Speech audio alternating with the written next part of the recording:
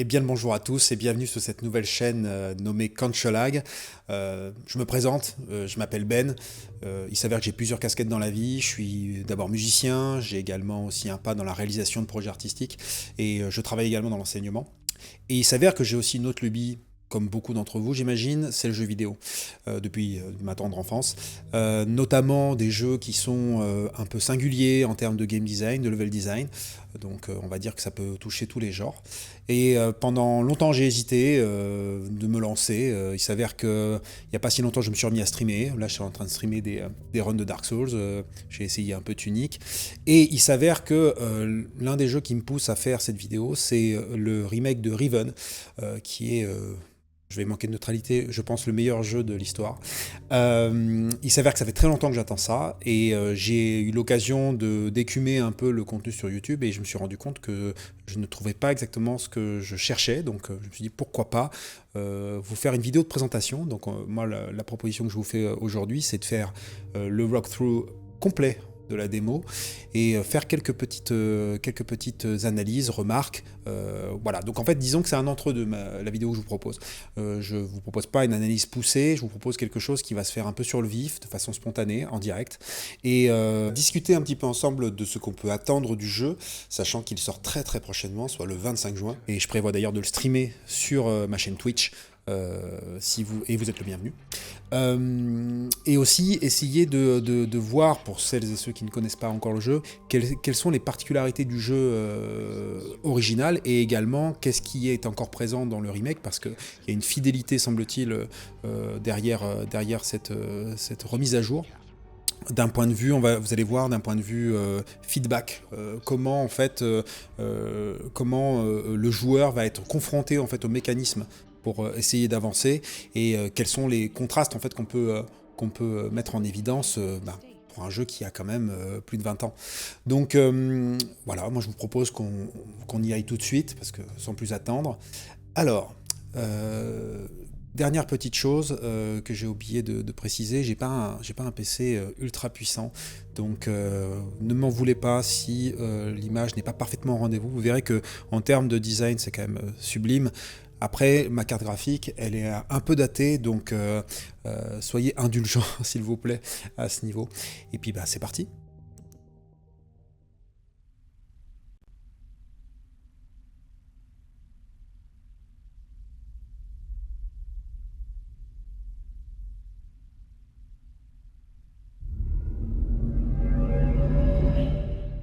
Je vous laisse profiter d'abord de l'intro. Thank God you've returned. I need your help.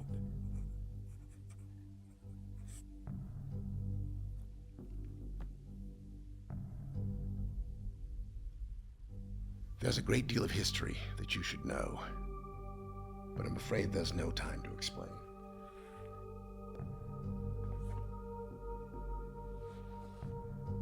Most of what you'll need to know is in here. And for reasons you will discover, I can't send you to Riven with a way out. But I can give you this. It appears to be a linking book back here to Dunny, but it's actually a one-person prison. It's the only way to capture Gen.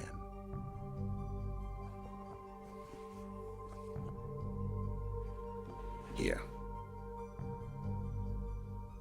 Once you've freed Catherine, I'll come with a linking book. She'll know how to signal me.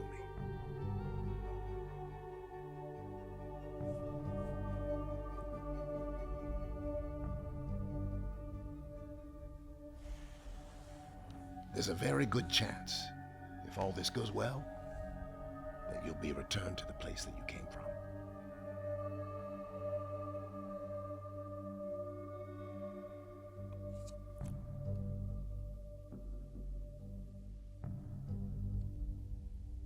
Until we meet again, take care, my friend.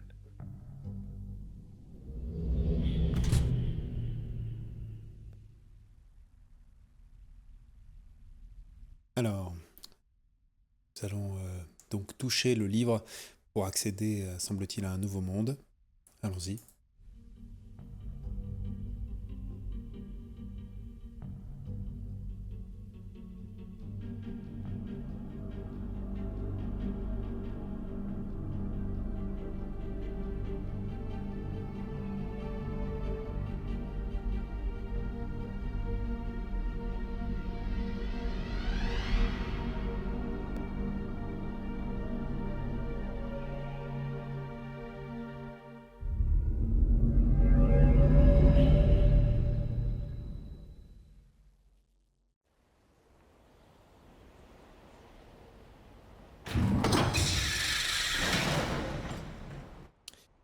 Voilà, ça commence super bien. Donc on se retrouve coincé ici. Alors il reste encore un petit moment encore à patienter parce qu'il va se passer quelque chose à l'écran, donc je vais vous laisser profiter.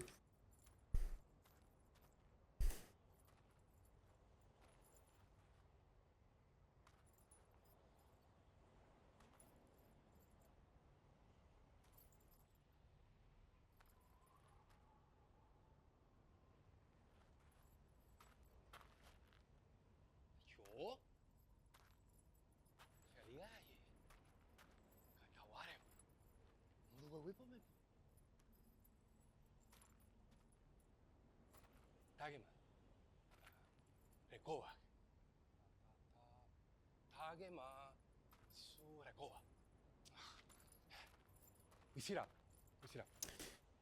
crois qu'il essaye de communiquer.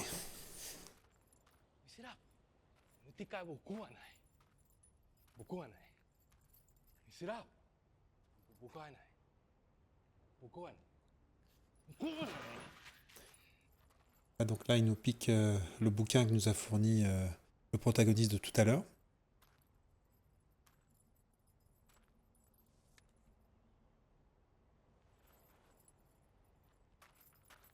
Ah, et la patatras.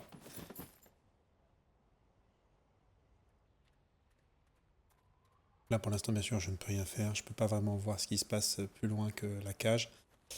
C'est comme dans le jeu de base, hein, forcément.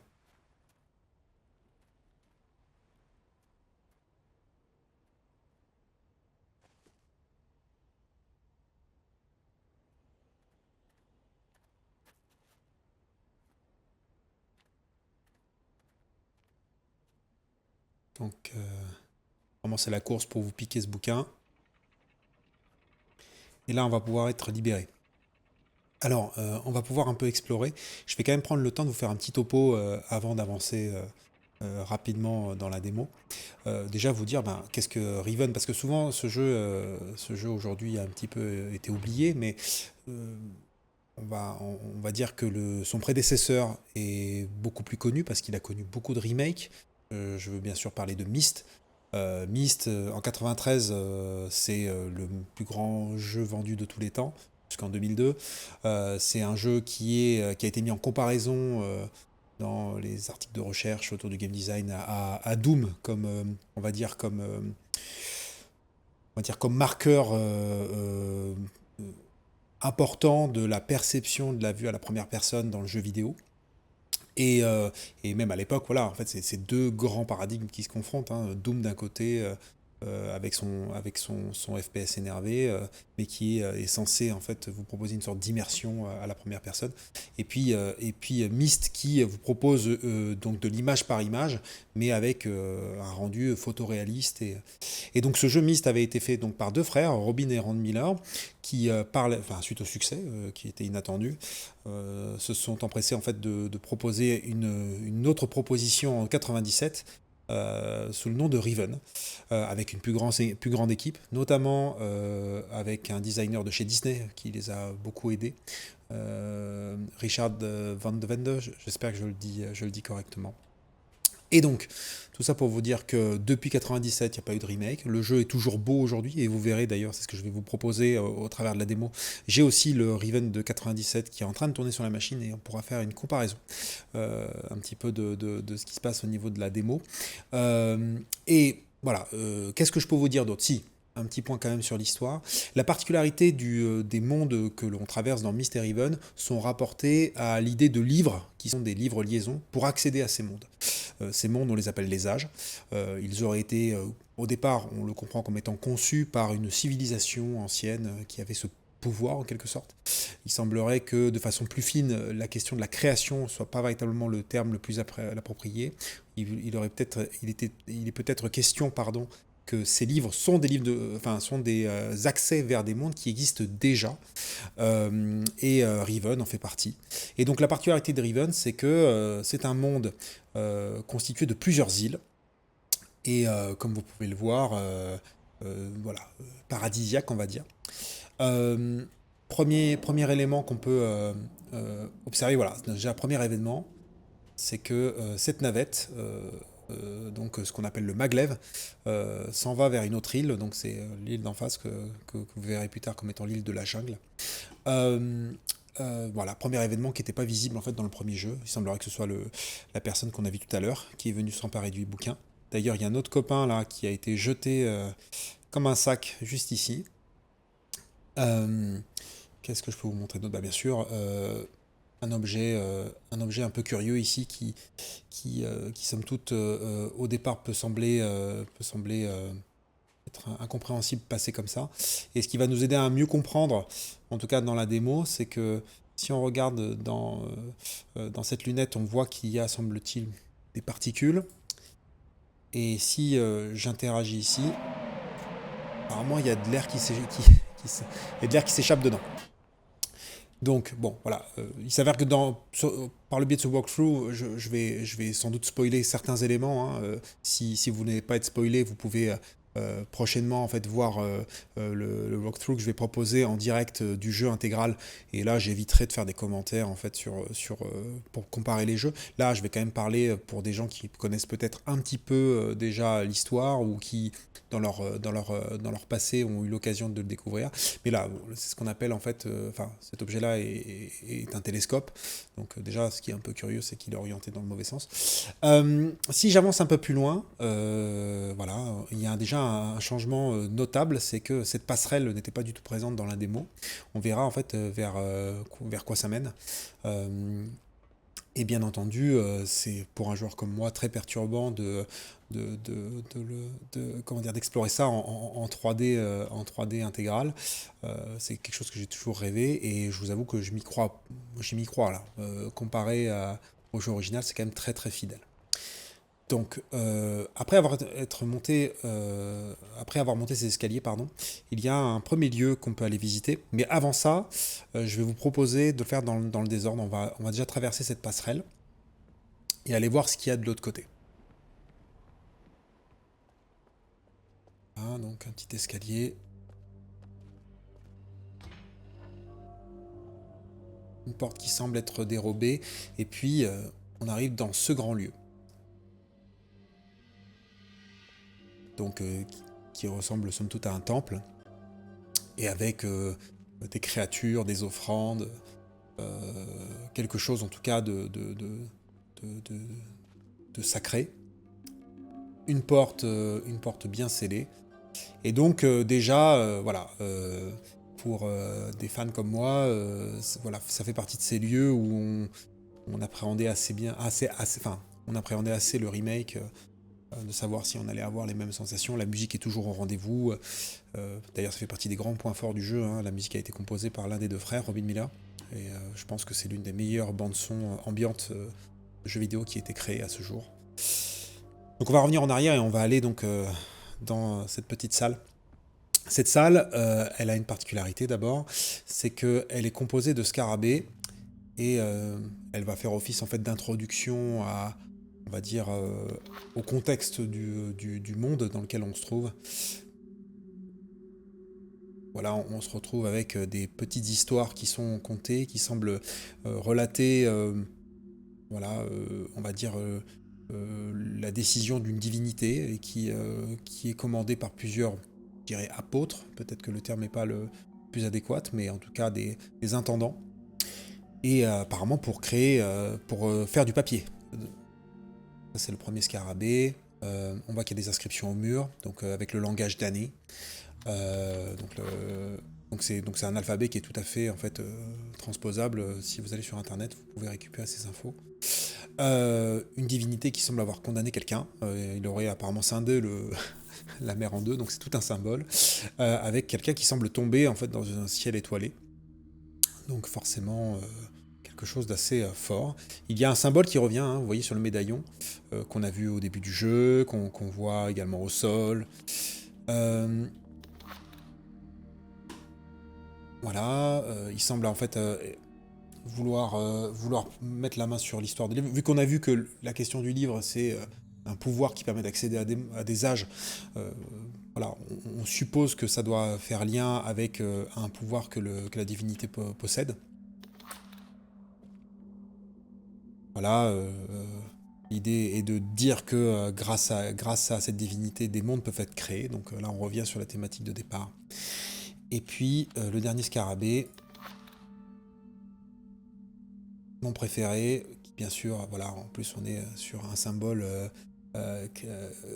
christique de bénédiction, et on voit une population vénérer en fait une divinité qui a l'air de faire le jour et la nuit. Alors bien sûr, vous avez dans votre inventaire un autre bouquin que vous a donné le protagoniste du début, un bouquin en fait où est écrit un peu ses notes, son journal de bord. Il explique un peu pourquoi il vous envoie sur Riven. Il refait mention de Gen, donc en fait il vous le dit au début, vous devez capturer Gen. Il vous parle également de Catherine, qui semble être sa femme et semble être emprisonnée. Je ne vais pas vous donner tout le détail, mais en tout cas, une chose est sûre, c'est que voilà, j'ai regardé un peu en diagonale le texte de ce bouquin. Comparé au jeu original, c'est assez proche. Il y a quelques petites différences qui ont été faites. Ils ont mis des marqueurs pour les éléments qui semblent être plus importants que d'autres pour aider les joueurs qui démarrent. Donc c'est quand même un peu moins rude que en 97. Et là, le texte semble être écrit grâce à une police, enfin par ordinateur, mais il me semble que sur la version je dis peut-être une bêtise, mais en tout cas, je sais que sur la version anglophone, ça a été rédigé à la main. J'ai eu l'occasion de voir ça sur un stream pas plus tard qu'hier. Et donc, on se retrouve avec une porte qui est fermée, qui nous empêche d'accéder en fait au dôme doré, au grand dôme qui se trouve en face.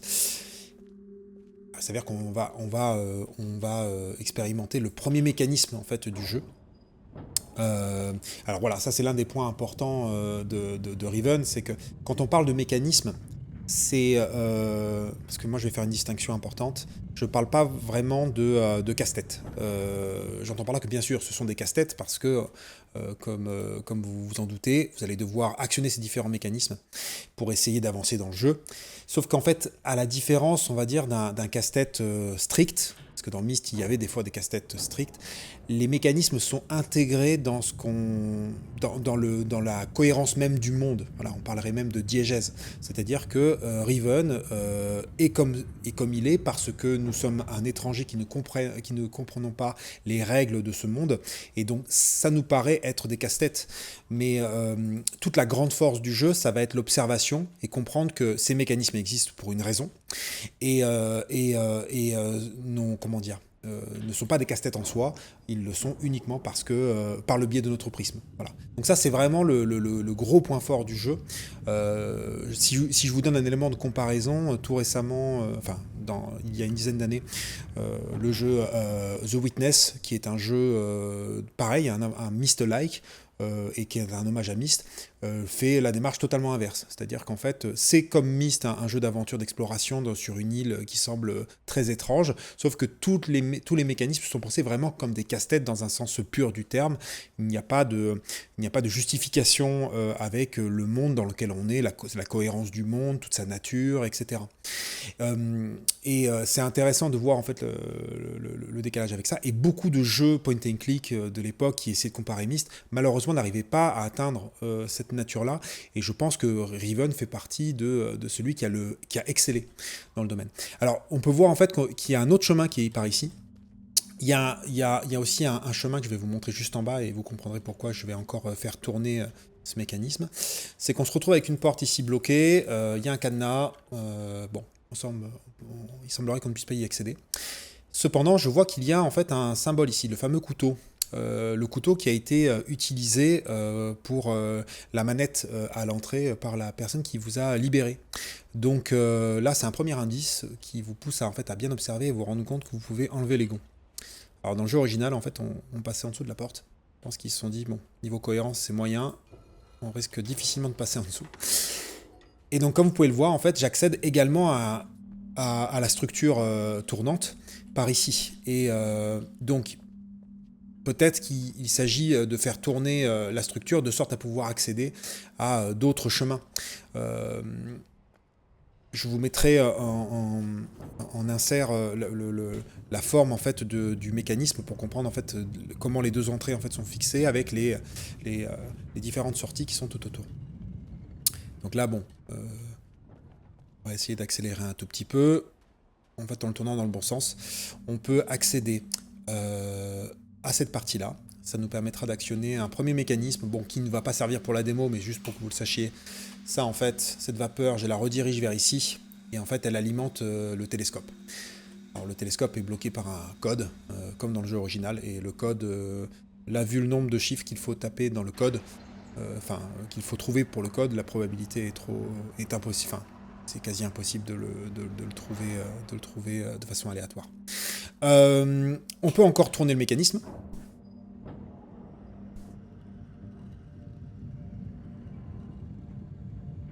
Alors bien sûr, gros point fort également du jeu pour l'époque, le sound design. Il faut rappeler en fait que Myst, à sa sortie, est une révolution technique sur l'utilisation du CD-ROM, c'est-à-dire qu'il, avec des contraintes très très fortes de vitesse de lecture des lecteurs CD de l'époque et de la mémoire vive disponible sur les machines, comment faire en sorte de faire tourner en continu la musique, puis des bruitages vont s'ajouter, puis on va avoir des animations, on peut passer d'une image à l'autre. Riven avait un peu plus de confort, mais ça restait quand même un tour de force pour l'époque. Et là on accède en fait à ce qui semble être un petit dôme en rotation. Alors là, pour ceux qui connaissent le jeu de base, ils devraient être surpris de sa localisation, parce qu'il a été modifié. On ira voir tout à l'heure sur la démo, sur le jeu pardon, de base. Et là, comme dans le jeu original, en fait, il faut appuyer au bon moment pour, en fait, en clair, un œil est associé à ce dôme tournant. Et ça nous permet, en fait, de stopper sa rotation et d'ouvrir le mécanisme. Et bien sûr, cette zone n'est pas accessible dans cette démo. Faut pas rêver non plus. Alors, on voit que, en tout cas, ce système semble, en tout cas, être alimenté. En tout cas, il y a un réseau qui est fait avec ce grand dôme. Il y a d'autres réseaux qui se font tout autour. Donc, en fait, c'est vraiment un jeu qui fonctionne avec l'imaginaire, on va dire Jules Vernien, où il y a un ensemble de mécanismes qui se mélangent entre eux et qui semblent en fait fonctionner avec de l'énergie, de la matière en tout cas.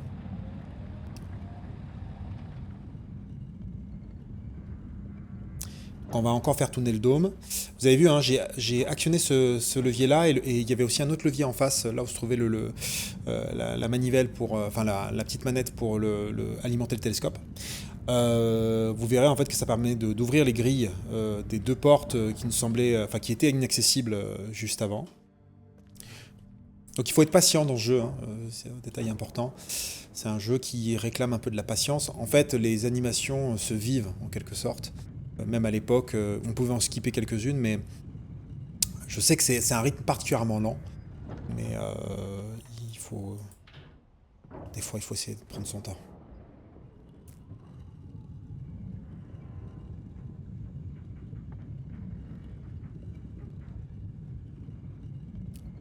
Voilà, donc on va retourner à la position initiale. Et donc, vu que j'ai levé les deux grilles, donc celle qui permettait d'accéder au dôme et celle-ci, on peut maintenant accéder au grand dôme doré. Alors, le grand dôme doré, voilà, il semblerait qu'il y ait une sorte de masse liquide en son sein. Il y a un bruit sourd, en fait, comme si une sorte de machinerie était en cours, mais semble être pas, on va dire, ça semble alimenté, mais c'est quand même assez faible comme intensité. Et là, on voit qu'on retrouve l'œil qui est associé en fait au dôme qu'on a enclenché tout à l'heure. Donc ça, pareil, c'est un truc qui est nouveau dans l'exploration du dôme. On verra en comparaison tout à l'heure avec le jeu original. Un autre œil encore visible qui, là, pour le coup, ne semble être dirigé vers nulle part. Les vrais savent. Encore une autre île, là, pour le coup. C'est la fameuse île de la Chaudière.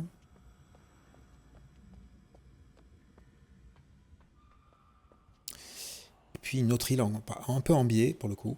Voilà, je ne vais pas vous dire ce que c'est cette île. Je vais éviter de trop spoiler. En vrai, là, ce que je vous dis, c'est pas des trucs qui vont vous empêcher de vivre l'expérience pour celles et ceux qui ne l'ont jamais fait.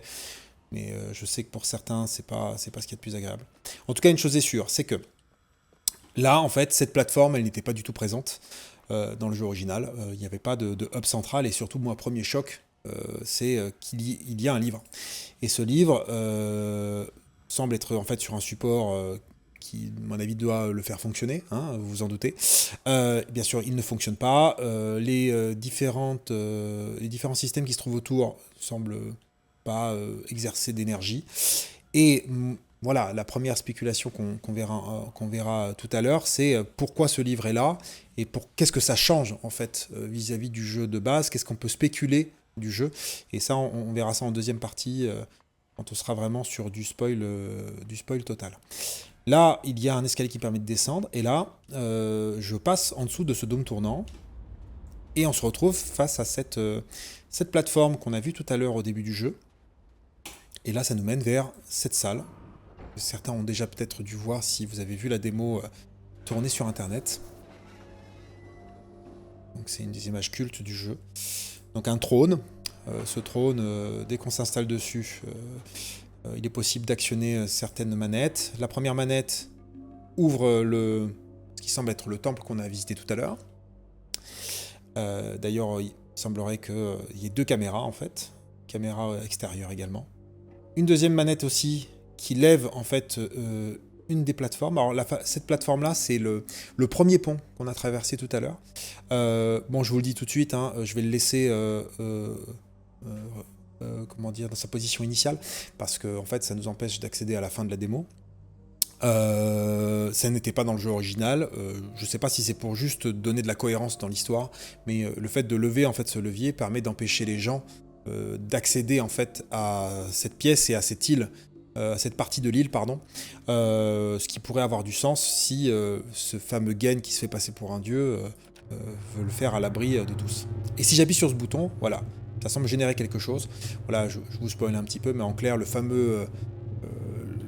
fameuse cage qu'on a vue dans le temple, en fait, permet de donner illusion et de faire apparaître le visage de la personne qui se trouve assise sur ce trône.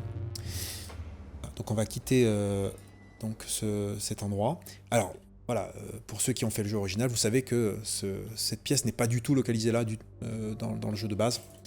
Donc ça, c'est la première grande surprise. Peut-être pour des raisons de cohérence. Ça me permet d'ailleurs d'en venir sur quelles sont les modifications qui sont prévues dans le jeu. En fait, les développeurs ont voulu faire en sorte que Riven soit une expérience à la fois agréable pour des nouveaux joueurs, mais également pour des joueurs qui connaissent bien le jeu. Autrement dit, ils veulent pas dénaturer l'ambiance du jeu, l'histoire du jeu, ils ont voulu l'améliorer, ils ont changé des choses, en gardant l'intégrité en fait du jeu original. Donc ça, ce qui est un plaisir pour moi, parce que je vais le vivre comme des personnes qui n'y ont jamais joué, c'est-à-dire... enfin, à peu près, c'est-à-dire avec des surprises sur les mécanismes à déjouer, etc. Et là, donc là c'est la partie super intéressante et une autre partie intéressante qu'on pourra spéculer. Donc là il y a une plateforme qui semble ne pas être descendue. Donc comme vous avez pu le voir tout à l'heure avec le télescope, voilà, on a de la vapeur, on peut la rediriger. Donc on se dit, ok, cette plateforme, on va pouvoir la redescendre. Voilà, on va passer sur le jeu de base d'abord afin que je vous montre en fait sur le jeu premier du nom à quoi ressemblait tout ça. D'abord, comme vous pouvez le voir, alors j'ai déjà en fait c'est une sauvegarde pardon que j'ai chargée, donc en fait j'ai déjà ouvert tous les accès de la structure tournante, toutes les trappes sont ouvertes et donc bien sûr je suis juste revenu au point de départ pour que vous voyez un peu les différences.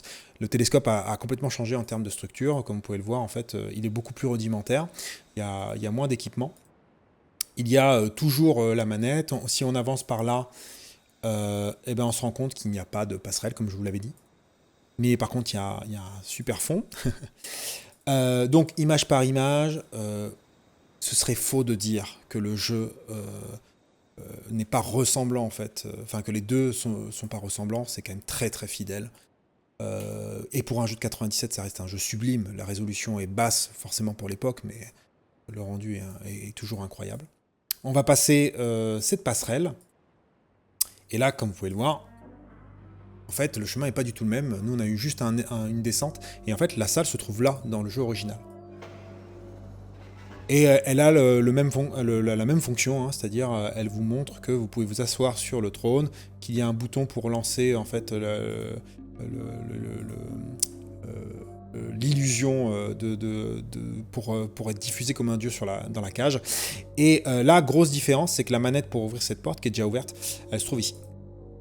Autre changement aussi, il y a en fait une vue sur le véhicule qu'on a vu tout à l'heure partir, le fameux maglev. Donc sans doute pour vérifier que quelqu'un arrive. Donc voilà, premier gros changement. Donc encore une fois, voilà, peut-être pour des raisons de cohérence, moins pour des questions de changement d'énigme, je pense. Donc cette fameuse trappe qui est déjà ouverte. Alors vous pouvez voir hein, que les effets de lumière, les halos, etc. sont quand même plus présents. Alors ça doit venir de ma carte graphique. Hein. Ma carte graphique, elle envoie pas, donc ça peut expliquer le fait que ces effets de lumière, de halo, sont pas très présents sur la démo que je vous présente. Veuillez m'en excuser. Et voilà, donc comme je vous disais, si vous passez par ici, déjà, le dôme central en fait est totalement différent. On ne peut pas accéder à la structure qui se trouve au milieu. On a juste en fait un schéma qui est présenté ici. Il n'y a pas de vue vers l'extérieur. Il y a quand même toujours cette masse d'eau qui se trouve en dessous.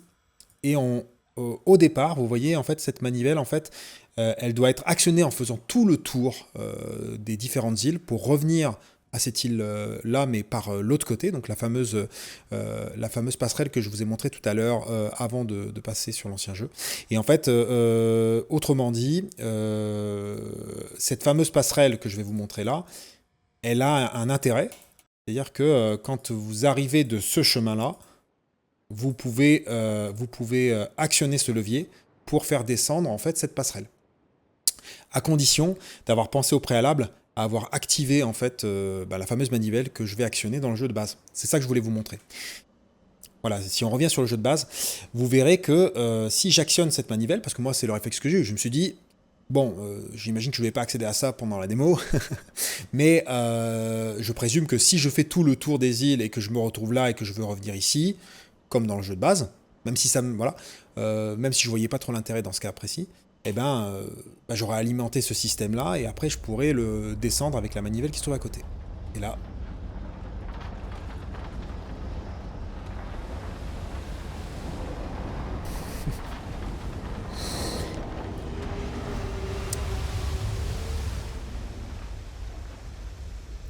Voilà. Donc je vous avoue que je suis resté bouche bée quand j'ai vu ça, parce que je me suis dit, attendez, moi je connais bien le jeu, ce chemin il sert à quelque chose, enfin il est utile on va dire. Enfin, il est utile dans un sens pour faciliter les déplacements. Et là en fait voilà, on nous coupe l'herbe sur le pied, donc je ne sais pas si ça va être différent dans le jeu final, si ça se trouve c'était juste pour la démo, c'est possible aussi, hein. C'était juste pour faire un effet, mais une chose est sûre, c'est que ça m'a fait... Voilà, ça me pose des questions sur comment en fait on va pouvoir communiquer entre cette île-là, l'île de la Chaudière, et l'île du Dôme. Donc voilà, ce premier gros changement. Du coup, ce qui se passe, c'est que donc, cette manette, quand on arrive ici, ça nous permet de faire descendre cette structure. Et l'autre partie que je voulais vous montrer, c'est cette zone-là. C'est pas du tout organisé pareil dans le jeu de base. Il y a, dans le remake, déjà il y a un bouton qui permet de faire monter cette plateforme. Donc il faut au préalable avoir pensé à alimenter en fait tout ça. Et vous voyez le dôme qu'on a vu tout à l'heure n'est pas du tout placé pareil. C'est-à-dire qu'en fait là cette passerelle nous amène à la fameuse trappe qu'on a ouverte tout à l'heure, qui nous donnait sur le dôme, qui nous menait vers le dôme tournant directement. Donc des changements comme ça, qui sont des petits affinements, qui je pense n'ont pas véritablement d'incidence, si ce n'est que de fluidifier en fait l'exploration. Mais si je vais en bas, voilà, on se retrouve avec la fameuse manivelle qui permet d'alimenter la fameuse passerelle qui est tombée dans le remake. La plateforme que j'ai actionnée tout à l'heure, qui en fait est ici, qui va me permettre de descendre, mais avant ça, je vous montre un autre mécanisme qu'on va voir là. Un mécanisme qui alimente en fait cette passerelle-là, qu'on va voir juste après. Et en fait, si je prends cet ascenseur, ça me permet de descendre et d'accéder au dôme tournant. Ce qu'on va pas faire parce que c'est pas très intéressant. Donc la passerelle là que je viens de vous montrer, laquelle est-elle? C'est celle-ci. Et en fait, celle-ci, quand vous tournez cette manivelle, Donc c'est la première entrée qu'on emprunte quand on arrive en fait depuis la structure qui tourne, la structure pivotante. Ça modifie l'escalier et c'est là où il y a une raison qui fait que on a ouvert le passage. Il y a juste quelques minutes pour passer par là. C'est-à-dire que je vais juste faire tourner la structure. Alors je dois attendre que le truc tourne intégralement. Voilà. C'est toujours pas bon. En fait, il faut encore le faire tourner. 2 fois, normalement.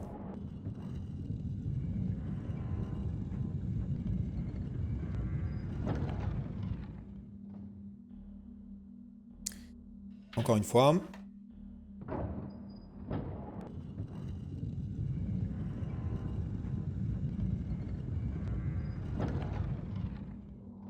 Voilà, donc ça nous fait ramener à l'entrée principale de la structure. Alors là, je vais skipper l'animation pour aller un peu plus vite. Voilà. Et donc là, du coup, cet escalier nous permet de monter en fait sur ce qui est, là pour le coup, une sorte de puzzle dans le jeu. Techniquement, je dirais qu'il y a 2 puzzles dans tout Riven. C'est-à-dire que vous pouvez explorer tout en déjouant des mécanismes du monde. Mais les puzzles, il y en existe 2 pour le finir, avec quelques contraintes. Ouais, je dirais 2. Si je me trompe pas. Et comme vous pouvez le voir, en fait, on se retrouve avec un puzzle en fait à déjouer. Alors là, vous pouvez pas le faire comme ça. La probabilité de tomber sur la bonne combinaison comme ça, vous pouvez vous gratter. Hein, c'est du 25 par 25 en grille. Il y a des codes couleurs. Bref, il y a 6 couleurs apparemment, etc. Et ensuite, dès qu'on a trouvé la combinaison, en fait, on fait tomber le pressoir et si ça fonctionne, on appuie sur le bouton, bah, il va se passer quelque chose.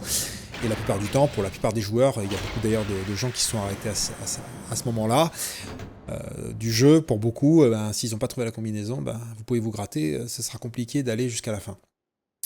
Là, vous allez me dire, ok, t'es bien gentil, mais pourquoi tu nous montres tout ça? Je vais vous dire. En fait, dans le jeu, dans le remake, la question qui m'est venue direct, c'est en fait, ce mécanisme, c'est un mécanisme important qui permet de finir le jeu, en fait. Hein. Enfin, qui permet d'accéder vers le dernier tiers de la fin. Vers le dernier tiers du jeu, pardon, je vais y arriver.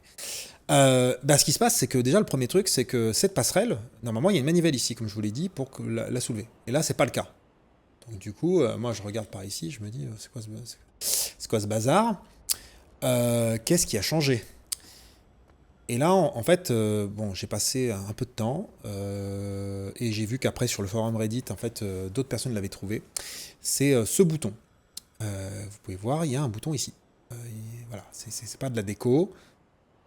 Et puis on peut voir que le symbole interagit. Et si j'appuie une fois, il se passe rien. Alors là, je sais pas si c'est un troll des développeurs, je sais pas si c'est quelque chose de cohérent, ou que c'est noté dans un bouquin, ou est-ce que c'est pour expliquer que, je sais pas, là je spécule, mais l'énergie l'énergie qui fait fonctionner ces machineries n'est pas à son paroxysme. Je sais pas, je dis sans doute une bêtise. Mais en fait, il faut appuyer comme un débile dessus. Et là, pouf. Alors ça fait penser à un mécanisme de la tour qui se trouve dans Myst. C'est pour ça en fait que les personnes ont trouvé. Il y a une histoire en fait d'un arbre tour qui fonctionne avec ce principe où il faut appuyer plusieurs fois, mais c'est quand même tiré par les cheveux, je vous cache pas. Et donc là on se retrouve sur le dôme, et là c'est la plus grosse spéculation pour moi de cette démo. C'est qu'on fait monter le mécanisme.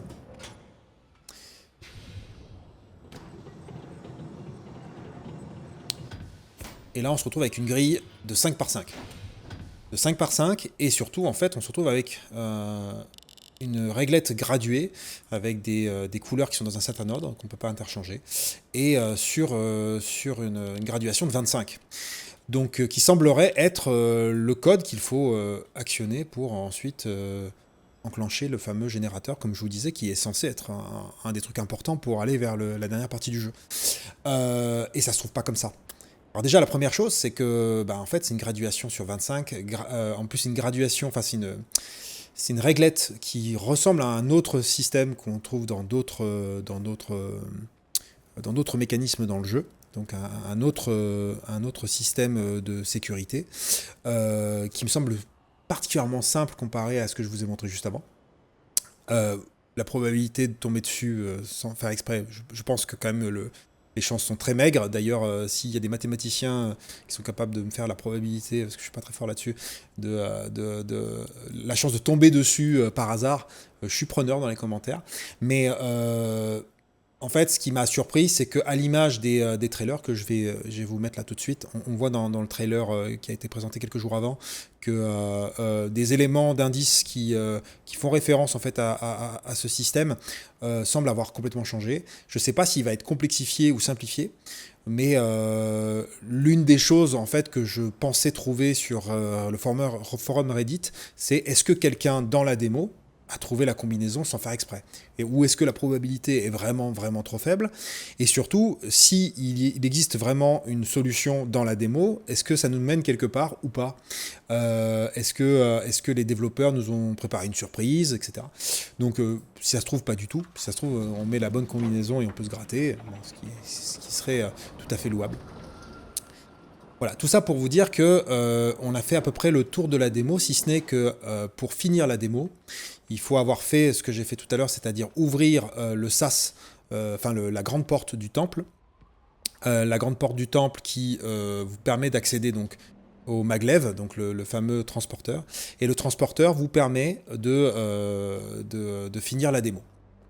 Mais avant ça, il y a deux dernières petites choses que j'aimerais vous proposer comme élément de spéculation. Et ensuite, on terminera le jeu ensemble. Alors, je voulais vous montrer en fait à quoi ressemblait le maglev quand on sortait du temple dans le jeu original. Donc là, le maglev est déjà ici. Voilà, c'est tout simple, c'est une sorte de trame suspendue. La particularité, c'est que là, il est dans le mauvais sens, donc il faut le faire pivoter. Et ça va faire partie de l'une des subtilités dans le jeu à un moment donné, à un autre endroit du jeu, c'est que vous le faites pivoter, et donc le principe de prime abord, c'est de se dire, go quoi, je lance la machine, et puis je pars à ma destination. Donc voici la cinématique la plus culte de l'époque. Et à l'issue de ça, quand on y jouait à l'époque, à chaque fois qu'on changeait d'île, il fallait changer de CD. Il y avait 5 CD dans Riven.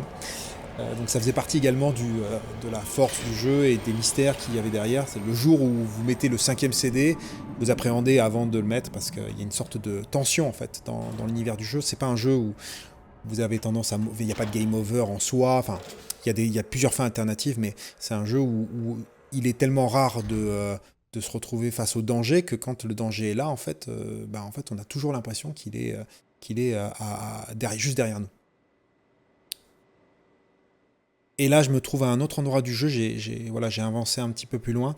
Je vous dis pas où c'est, mais en tout cas, il y a un autre maglev qui est présent. Et comme vous allez pouvoir le constater, vous voyez que de l'autre côté de la passerelle, en fait, il y a une porte. Et donc, ce qui va faire office d'indice pour le joueur, c'est-à-dire que vous allez pivoter le maglev comme vous faites d'habitude. Sauf que forcément, le réflexe, c'est en voyant comment les choses sont disposées là, oui, ok, on peut repartir avec l'appareil, mais le premier réflexe que les gens vont avoir, c'est de voir si on peut sortir de l'autre côté. Voilà. Donc, voilà ce qu'il est possible de faire. Et si je vous ai précisé tout ça, c'est parce que là, je vais appeler le maglev du coup. Donc vous avez vu, la disposition est totalement différente par rapport au temple, tout a été désaxé. Donc là, je l'ai appelé avec ce bouton. On le voit au loin là, avec un petit effet de vapeur. D'ailleurs, il y a aussi de la vapeur sur l'eau. On voit également aussi qu'il y a des sortes de champs de force dans l'eau qui fait que ça creuse l'océan, ce qui est assez beau. Donc le maglev arrive. Et comme vous pouvez voir, là, tout est beaucoup plus large. On voit en fait qu'il y a une structure de l'autre côté. Ça pareil, premier réflexe qu'un joueur aguerri de ces jeux se dit de faire, c'est ok, je vais pivoter ça. Donc là la porte se ferme.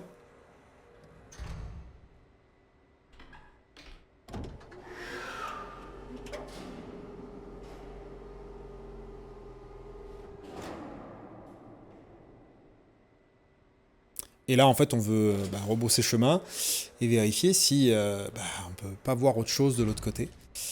Et c'est bien le cas.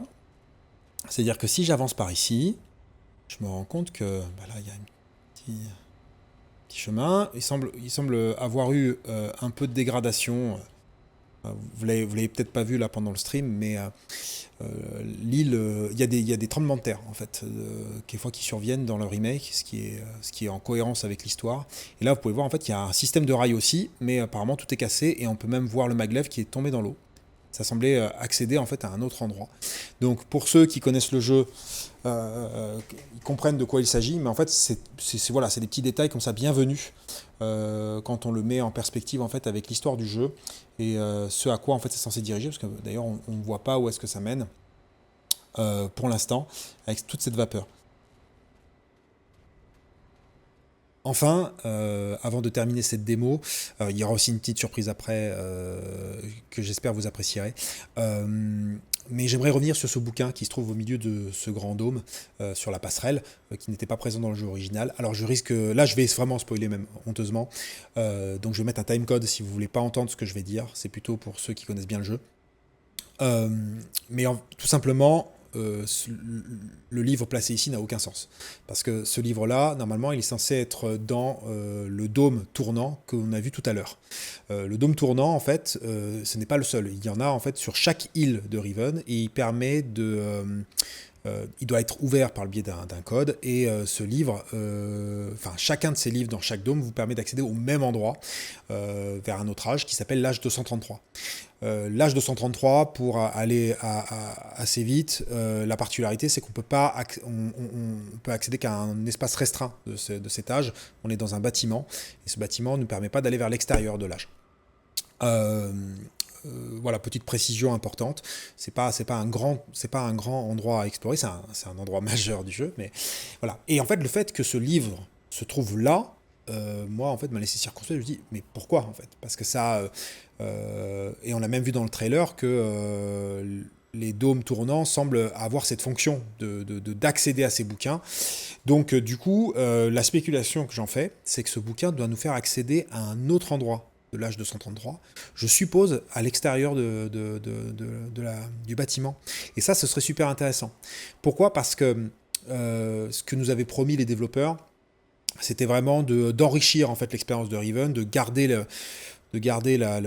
l'essence du jeu, mais avoir quand même un peu plus d'éléments qui vont peut-être densifier la narration, densifier l'exploration.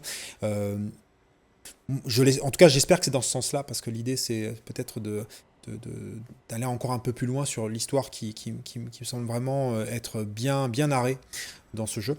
D'ailleurs, subtilité, je ne l'ai pas mentionné, mais dans Riven, en fait, on explore plusieurs âges.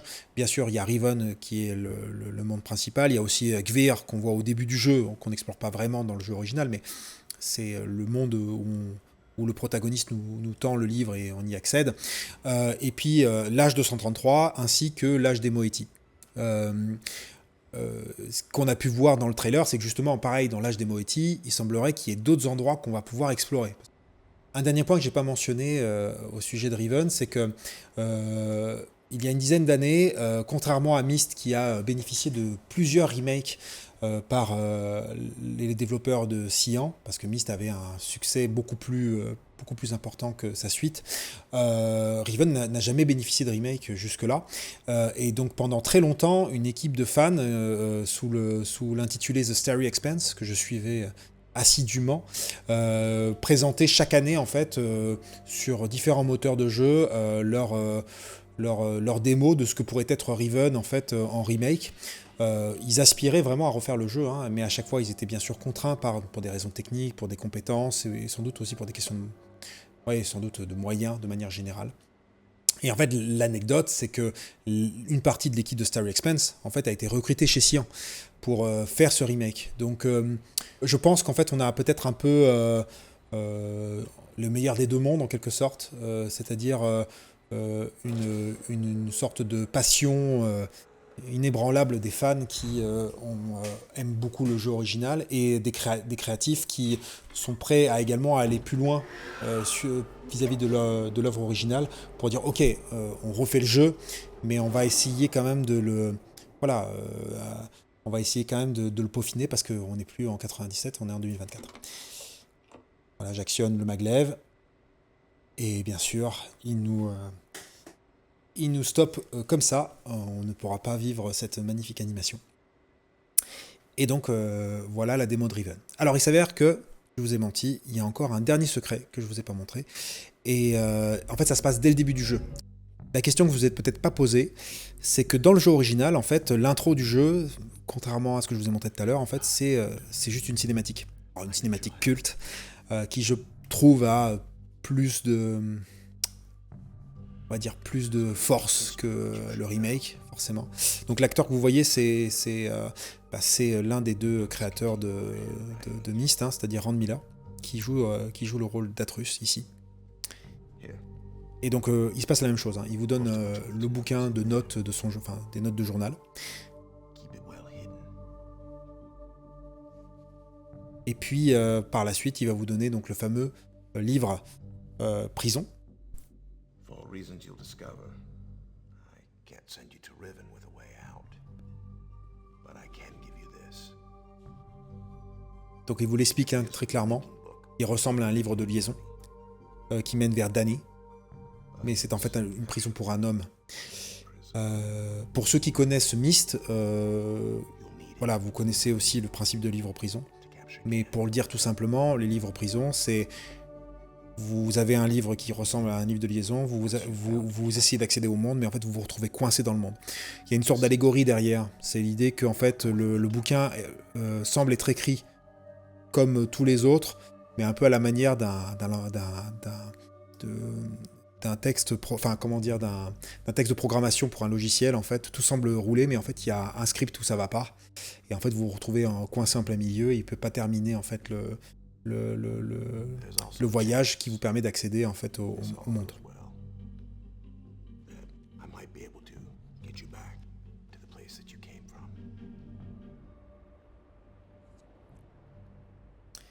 Et voilà, là on revient en fait sur l'intro du jeu pour que je vous montre en fait une fin possible en fait de la démo. Tout simplement, à la différence de la cinématique du jeu original, en fait, là, vous pouvez directement en fait interagir dans le jeu. Vous pouvez vous déplacer enfin, un petit peu dans ce lieu qui est en fait dans l'âge Kavir. Et en fait, ce qui se passe, c'est que vous pouvez décider directement d'aller dans Riven et puis l'intro va se lancer avec le logo et tout ça. Mais en fait, vous pouvez aussi commencer à lire le bouquin, le journal que vous a donné Atrus, mais également, vous avez accès au fameux livre prison. Et donc c'est là la particularité, c'est que je vous ai dit tout à l'heure que Riven possédait plusieurs fins. Et en fait, vous vous doutez qu'il n'y a peut-être qu'une seule bonne fin. Et ce qui est intéressant, c'est que moi, le premier réflexe que j'ai eu, c'est de dire mais attendez, en fait, je peux accéder, je peux accéder au livre prison, donc ça veut dire que si j'appuie dessus, je me retrouve enfermé.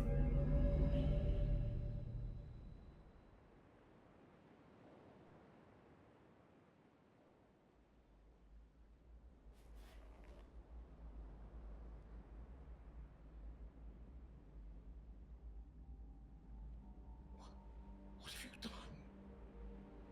No, no, no. Oh God, no.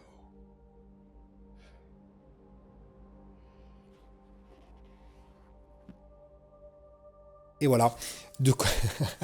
Bon, c'est un peu abrupt, hein, bien sûr, comme finalité, mais j'ai trouvé ça intéressant qu'il l'ait intégré. Bien sûr, il ne peut pas nous aider parce que si quelqu'un en fait touche le livre, enfin lui, s'il avait touché le livre de liaison, il aurait pris ma place. Donc en fait là, on est coincé. Voilà pour cette démo de découverte de Riven, le remake. Voilà, c'était le plus spontané possible. L'idée, c'était pas d'avoir de notes. Peut-être que j'ai oublié des choses. J'ai peut-être aussi zappé des secrets. Donc, s'il y a des personnes qui connaissent le jeu, qui ont fait la démo et qui ont peut-être remarqué que j'ai zappé quelque chose, n'hésitez pas à le mettre en commentaire. Je serais ravi d'en discuter avec des gens qui ont la même adoration que moi pour ce jeu. Voilà. Toujours est-il que le jeu sort le 25 juin, que je prévois de le streamer sur Twitch, donc sur ma chaîne Cancholag. L'idée, c'est vraiment que toutes et tous puissent venir en fait sur le live et sans spoiler en fait la narration, mais j'accepterai en fait une sorte de backseat, on va dire. Les gens pourront suggérer quoi faire dans les mécanismes, vu que les mécanismes sont censés être modifiés pour l'occasion. Moi, je veux bien que ce soit une aventure collective, un peu à la manière dont on jouait à Riven en 97. On était en famille autour d'un gros PC. Il y a une seule personne qui avait la souris et les uns et les autres essayaient de suggérer quoi faire, quoi. La grand-mère, la tante, la cousine, les frères, les sœurs, etc. Donc c'est un peu l'idée que j'aimerais bien retranscrire. Et donc ce live sera bien sûr en VOD également sur YouTube, pour celles et ceux qui veulent le voir en rediff.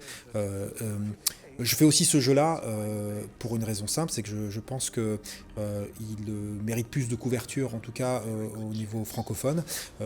Et surtout, je me dis que peut-être certaines personnes vont apprécier le jeu, mais n'auront jamais l'occasion en fait de mettre la main dessus. J'entends par là que c'est des jeux un peu difficiles, un peu rebutants. Chacun aussi a une sensibilité vis-à-vis du jeu vidéo et je pense qu'il y a en fonction de votre personnalité, il y a des jeux qui sont aussi appréciables en les regardant.